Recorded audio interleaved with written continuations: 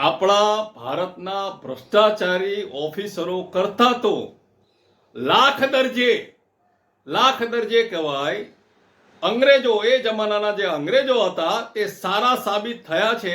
તેનો જીવતો જાગતો પુરાવો આપણા ભારતમાં, આપણા ગુજરાતની અંદર સૌ લોકો જોઈ રહ્યા છે. તેમ છતાં લોકોની આંખો ઉઘડતી અને હજુ પણ નાગરિકો ઊંઘમાંથી જાગતા નથી.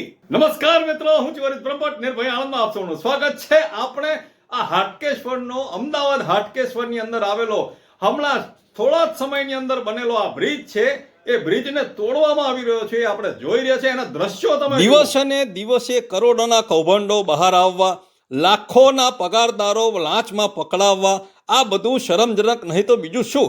કોન્ટ્રાક્ટરો, ઓફિસરો અને કેટલાક નેતાઓ ભેગા મળીને ભારતને ભ્રષ્ટાચારથી ખદબદી ગયેલો દેશ બનાવી દીધો છે. આજે 2-5 વર્ષમાં બનેલા બ્રિજો તોડીને નવા બનાવવાની ફરજો પડે છે. જ્યારે જુઓ, આ અંગ્રેજોએ 1881માં બનાવેલો 150 વર્ષ જૂનો ભરૂચનો નર્મદા નદી ઉપર આવેલો લોખંડનો બ્રિજ, અડીખમ ઉભેલો આ બ્રિજ અંગ્રેજોની સચ્ચાઈ અને પ્રમાણિકતાનો પુરાવો બતાવે છે. જ્યારે આ અમદાવાદમાં હજુ તો કલર સુકાયો નથી, ત્યાં હાટકેશ્વર બ્રિજને તોડવાની ફરજ ઊભી થઈ છે. કરોડો રૂપિયાનું નુકસાનથી પણ વિશેષ નાગરિકોને આ રિપેરિંગવાળા રસ્તાઓ બંધ થવાથી પડતી મહામૂલી તકલીફો નેતાઓ કે ઓફિસરોને ક્યાં જોવી છે?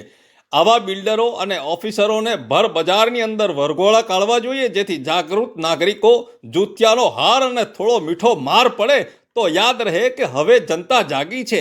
મારી આ વાતને તમે સમજી શકતા હો અને તમને સારી લાગતી હોય, સાચી લાગતી હોય તો તમે લાઈક, શેર અને સબસ્ક્રાઇબ કરો.